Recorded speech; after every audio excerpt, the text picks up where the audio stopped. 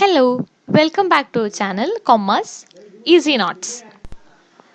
നമ്മൾ ഇന്നിവിടെ ഡിസ്കസ് ചെയ്യാൻ പോകുന്നത് റിഡംഷൻ ഓഫ് ഡിബഞ്ചേഴ്സിൻ്റെ സിങ്കിങ് ഫണ്ട് മെത്തേഡാണ്. സിങ്കിങ് ഫണ്ട് മെത്തേഡ് യൂസ് ചെയ്ത് എങ്ങനെയാണ് റിഡംഷൻ നടത്തുന്നത്. ഇത് കോർപ്പറേറ്റ് അക്കൗണ്ടിങ്ങിലെ BCom മാത്രം വരുന്നൊരു പോർഷനാണ്. അതിൽ തിയറി മാത്രമാണ് ഇപ്പോഴത്തെ ലേറ്റസ്റ്റ് സിലബസിൽ ഫോളോ ചെയ്യാൻ പറഞ്ഞിട്ടുള്ളത്. അപ്പോൾ നമ്മൾ തിയറിയും ഒപ്പം തന്നെ ജേർണൽ എൻട്രീസ് കൂടി നമുക്കൊന്ന് നോക്കാം. പ്രോബ്ലംസ് ഈ വീഡിയോയിൽ കവർ ചെയ്യുന്നില്ല. അപ്പോൾ എന്താണ് സിങ്കിങ് ഫണ്ട് മെത്തേഡ്, ദെൻ അതിൻ്റെ അക്കൗണ്ടിങ് ട്രീറ്റ്മെൻ്റ് ആണ് നമ്മൾ ഇന്ന് ഈ വീഡിയോയിൽ ഡിസ്കസ് ചെയ്യാൻ പോകുന്നത്. ഫസ്റ്റ്, എന്താണ് റിഡംഷൻ ബൈ സിങ്കിങ് ഫണ്ട് എന്ന് നോക്കാം.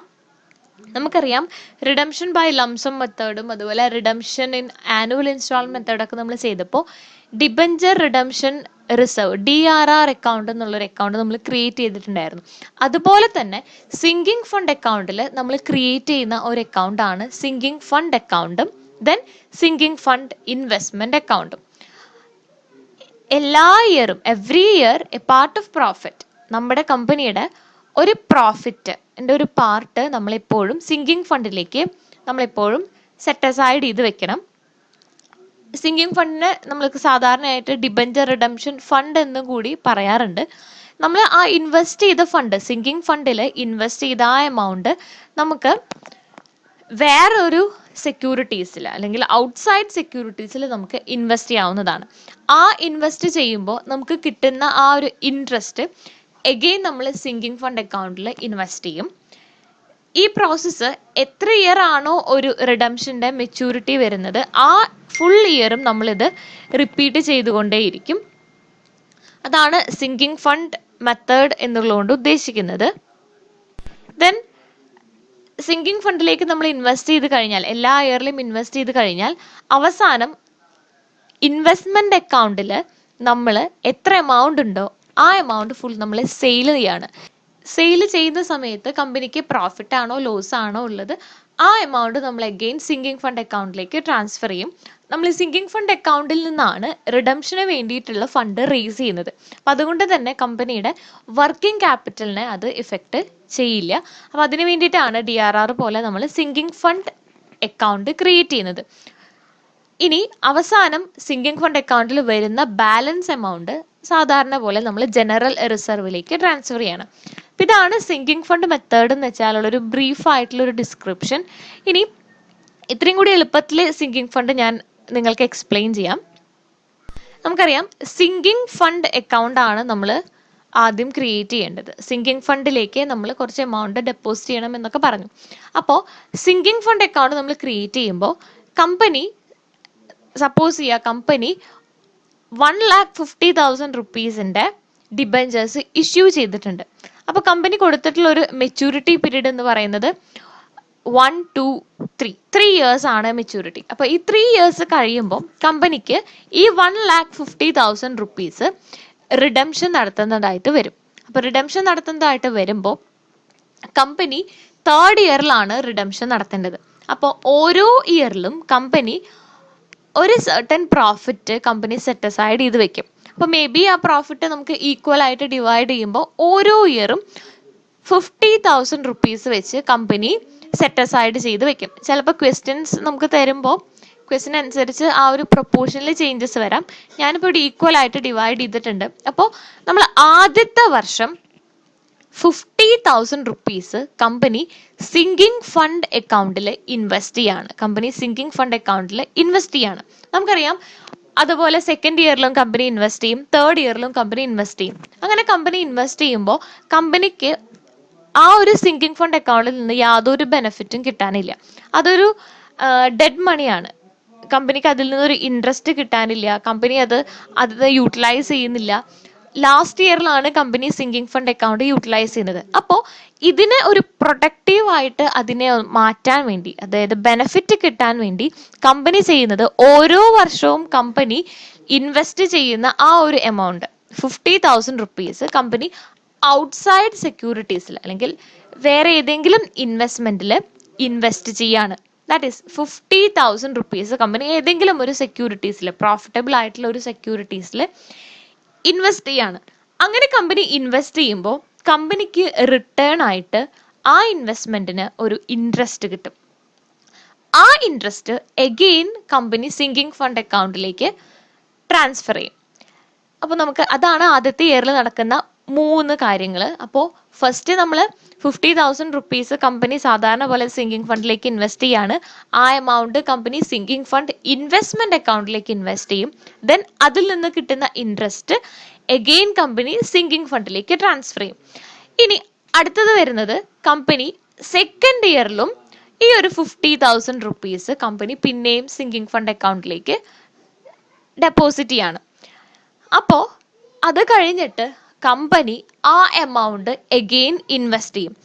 ഈ ഒരു സിറ്റുവേഷനിൽ കമ്പനി ഇൻവെസ്റ്റ് ചെയ്യുന്ന എമൗണ്ട് സെക്കൻഡ് ഇയറിൽ കമ്പനി ഇൻവെസ്റ്റ് ചെയ്തിട്ടുള്ള ആ 50,000ഉം ഫസ്റ്റ് ഇയറിൽ കമ്പനിക്ക് കിട്ടിയിട്ടുള്ള ഇൻവെസ്റ്റ്മെന്റ് ഇൻട്രസ്റ്റും ആഡ് ചെയ്തിട്ടുള്ള എമൗണ്ട് ആണ് കമ്പനി അടുത്തതായിട്ട് ഇൻവെസ്റ്റ് ചെയ്യാൻ പോകുന്നത്. അങ്ങനെ കമ്പനി ഇൻവെസ്റ്റ് ചെയ്യുമ്പോൾ എഗെയിൻ കമ്പനിക്ക് ഇൻട്രസ്റ്റ് കിട്ടും. ആ ഇൻട്രസ്റ്റ് പിന്നെയും സിങ്കിങ് ഫണ്ട് അക്കൗണ്ടിലേക്ക് ട്രാൻസ്ഫർ ചെയ്യും. ഇങ്ങനെ കമ്പനിക്ക് എത്ര ഇയേഴ്സ് ആണോ മെച്യൂരിറ്റി പറഞ്ഞിട്ടുള്ളത് ആ ഇയേഴ്സ് ഫുള്ളും ഇത് തന്നെ കണ്ടിന്യൂ ചെയ്യും. ദെൻ ലാസ്റ്റ് ഇയർ വരുമ്പോൾ, തേർഡ് ഇയറിൽ വരുമ്പോൾ കമ്പനി സാധാരണ പോലെ 50,000 റുപ്പീസ് കമ്പനി ഇൻവെസ്റ്റ് ചെയ്യും. ദെൻ ലാസ്റ്റ് ഇയറിലാണ് റിഡംഷൻ നടക്കുന്നത്. റിഡംഷൻ നടക്കുന്ന സമയത്ത് കമ്പനിക്ക് ആ എമൗണ്ട് ഇൻവെസ്റ്റ് ചെയ്യാൻ പറ്റില്ല, കാരണം നമുക്ക് റിഡംഷൻ നടക്കണം. അപ്പൊ തേർഡ് ഇയറിൽ കമ്പനി സിങ്കിങ് ഫണ്ട് അക്കൗണ്ടിൽ 50,000 റുപ്പീസ് ആണ് ഇൻവെസ്റ്റ് ചെയ്യുക. കമ്പനി സിങ്കിങ് ഫണ്ട് ഇൻവെസ്റ്റ്മെന്റ് അക്കൗണ്ടിലേക്ക് ട്രാൻസ്ഫർ ചെയ്യുന്നില്ല. അതുകൊണ്ട് തന്നെ കമ്പനി ദ ഹോൾ ഇൻവെസ്റ്റ്മെന്റ് എത്രയാണോ നമ്മുടെ ഇൻവെസ്റ്റ്മെന്റ് സിങ്കിങ് ഫണ്ട് ഇൻവെസ്റ്റ്മെന്റ് അക്കൗണ്ടിൽ എത്ര എമൗണ്ട് ഉണ്ടോ ആ എമൗണ്ടിനെ കമ്പനി സെയിൽ ചെയ്യാണ്. കമ്പനി സെയിൽ ചെയ്യുമ്പോൾ മേ ബി കമ്പനിക്ക് പ്രോഫിറ്റ് ആയിരിക്കാം, അല്ലെങ്കിൽ ലോസ് ആയിരിക്കാം. പ്രോഫിറ്റ് ആണെങ്കിലും ലോസ് ആണെങ്കിലും ആ amount company again sinking fund അക്കൗണ്ടിലേക്ക് ട്രാൻസ്ഫർ ചെയ്യും. ദെൻ ആ സിങ്കിങ് ഫണ്ട് അക്കൗണ്ട് യൂസ് ചെയ്തിട്ടാണ് കമ്പനി 1,50,000 റുപ്പീസ് റിഡംഷൻ നടത്തുന്നത്. അങ്ങനെ റിഡംഷൻ നടത്തി കഴിഞ്ഞ് എന്തെങ്കിലും എമൗണ്ട് സിങ്കിങ് ഫണ്ടിൽ ബാക്കി ഉണ്ടെങ്കിൽ ആ എമൗണ്ട് ആണ് കമ്പനി ജനറൽ റിസർവിലേക്ക് ട്രാൻസ്ഫർ ചെയ്യുന്നത്. അപ്പൊ ഇങ്ങനെയാണ് സിങ്കിങ് ഫണ്ട് അക്കൗണ്ടിന്റെ ഒരു ബ്രീഫ് ആയിട്ടുള്ള ഒരു ഡിസ്ക്രിപ്ഷൻ. അതായത് ഞാൻ പിക്ചർ വൈസ് ഞാനത് ഡിഫൈൻ ചെയ്ത് തന്നിട്ടുണ്ട്. അപ്പൊ എല്ലാവരും നന്നായിട്ട് ശ്രദ്ധിച്ച് ഒന്നും കൂടി കേൾക്കണം. എന്നാൽ മാത്രമാണ് സിങ്കിങ് ഫണ്ട് അക്കൗണ്ട് അല്ലെങ്കിൽ സിങ്കിങ് ഫണ്ട് മെത്തേഡ് നമുക്ക് മനസ്സിലാവുള്ളൂ. സിങ്കിങ് ഫണ്ട് ഈ ഒരു പ്രൊസീജിയേഴ്സ് സിങ്കിങ് ഫണ്ടിൽ നമ്മൾ പഠിക്കുകയാണെങ്കിൽ നമുക്ക് ഈസി ആയിട്ട് ജേർണൽ എൻട്രീസ് നമുക്ക് റെക്കോർഡ് ചെയ്യാൻ പറ്റും. അപ്പോൾ നെക്സ്റ്റ് നമുക്ക് അക്കൗണ്ടിങ് ട്രീറ്റ്മെന്റ്സ് നോക്കാം. First year, end of the first ഇയറിലാണ് ഇത് വരുന്നത്. End of the first year വരുമ്പോൾ നമുക്കറിയാം ഫസ്റ്റ് ഇയറിൽ നമ്മൾ ആദ്യമായിട്ട് എമൗണ്ട് ഡെപ്പോസിറ്റ് ചെയ്യാണ് ചെയ്യുക. The annual amount set aside ചെയ്ത് വെക്കും. That is profit or loss account debtor to sinking fund അല്ലെങ്കിൽ ഡിബഞ്ചർ റിഡംഷൻ ഫണ്ട് അക്കൗണ്ട്. അതാണ് എൻട്രി വരുന്നത്. കമ്പനി ഏതിൽ നിന്നാണോ എടുത്തു കൊടുക്കുന്നത് അതിനെ ഡെബിറ്റ് ചെയ്യുക, ഏതിലേക്കാണോ ഇടുന്നത് അതിനെ ക്രെഡിറ്റ് ചെയ്യുക. ഈ ഒരു കോൺസെപ്റ്റ് മനസ്സിലാക്കി കഴിഞ്ഞാൽ ഈസി ആയിട്ട് നിങ്ങൾക്ക് ജേർണൽ എൻട്രീസ് ചെയ്യാം. ദെൻ നമുക്കറിയാം ആ എമൗണ്ട് സെറ്റ് അസൈഡ് ചെയ്ത് കഴിഞ്ഞാൽ നമ്മൾ ചെയ്യുക സിങ്കിങ് ഫണ്ട് അക്കൗണ്ട്, ആ ഒരു എമൗണ്ട് നമ്മൾ ഇൻവെസ്റ്റ് ചെയ്യും. That is sinking fund investment account debtor to bank account, അല്ലെങ്കിൽ ഡിബഞ്ചർ റിഡംഷൻ ഫണ്ട് ഇൻവെസ്റ്റ്മെന്റ് എന്നും പറയാം. ബാങ്ക് അക്കൗണ്ട് നമ്മൾ ഇൻവെസ്റ്റ് ചെയ്യുന്ന entry. Then at the end of second year and subsequent year, second ഇയറിന്റെയും അല്ലെങ്കിൽ subsequent ഇയറിലും നമ്മൾ follow ചെയ്യേണ്ട entries ആണ് ഈ പറയുന്നത്.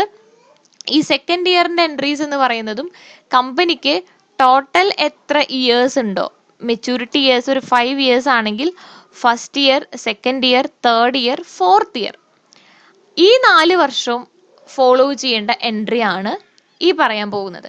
ലാസ്റ്റ് ഇയറിലെ എൻട്രി വേറെയാണ്. അപ്പോൾ കമ്പനി ഫസ്റ്റ് ഇയറിൽ സെപ്പറേറ്റ് എൻട്രി ആണ്, ലാസ്റ്റ് ഇയറിനും സെപ്പറേറ്റ് എൻട്രി ആണ്. അതിൻ്റെ ഇടയിൽ എത്ര ഇയേഴ്സ് വരുന്നോ അതിനെല്ലാം സെയിം എൻട്രീസ് ആണ് നമ്മൾ ഫോളോ ചെയ്യുന്നത്.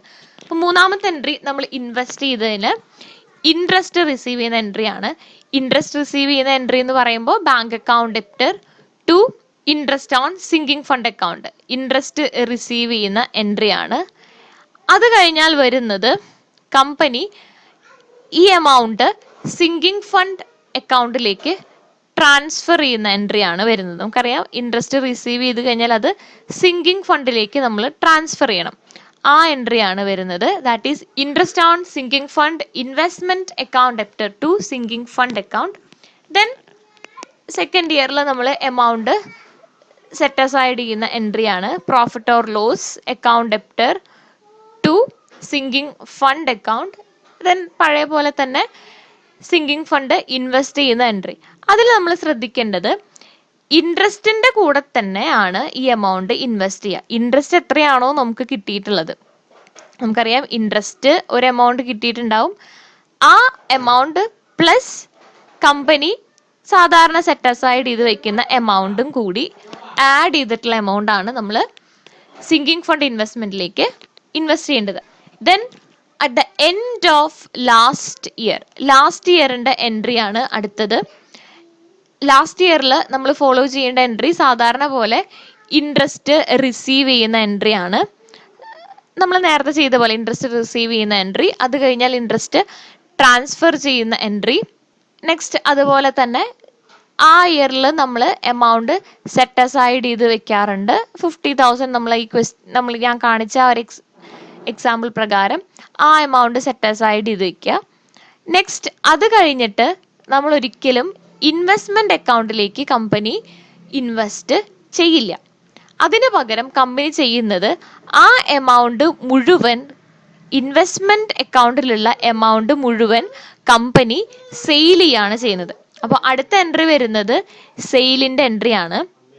കമ്പനി സെയിൽ ചെയ്യുമ്പോൾ വരുന്ന entry bank account debtor to sinking fund investment account ആണ്. നമ്മൾ എത്ര എമൗണ്ടിനാണോ സെയിൽ ചെയ്തത് ആ എമൗണ്ട് ആണ് നമ്മൾ എഴുതേണ്ടത്. ദെൻ സെയിൽ ചെയ്ത് കഴിഞ്ഞാൽ നമുക്കറിയാം പ്രോഫിറ്റ് ഉണ്ടായിരിക്കും അല്ലെങ്കിൽ ലോസ് ഉണ്ടായിരിക്കും. പ്രോഫിറ്റ് ആണെങ്കിൽ കമ്പനി ഫോളോ ചെയ്യേണ്ട എൻട്രി എന്ന് പറയുന്നത് sinking fund investment account debtor to sinking fund account ആണ്. ഇനി ലോസ് ആണ് വരുന്നതെങ്കിൽ ഈ മുകളിൽ പറഞ്ഞിട്ടുള്ള എൻട്രീനെ റിവേഴ്സ് ചെയ്യുക. That is sinking fund account debtor to sinking fund investment account. Then redemption entry ആണ്. റിഡംഷൻ എൻട്രി നമുക്കറിയാം നമ്മൾ സാധാരണ ഫോളോ ചെയ്യാറുള്ള എൻട്രി തന്നെയാണ്. പാറിലും പ്രീമിയത്തിലും ശ്രദ്ധിക്കണം. ദെൻ പേയ്മെന്റിന്റെ എൻട്രി ലാസ്റ്റ് എൻട്രി ആണ് four transferring the balance in sinking fund.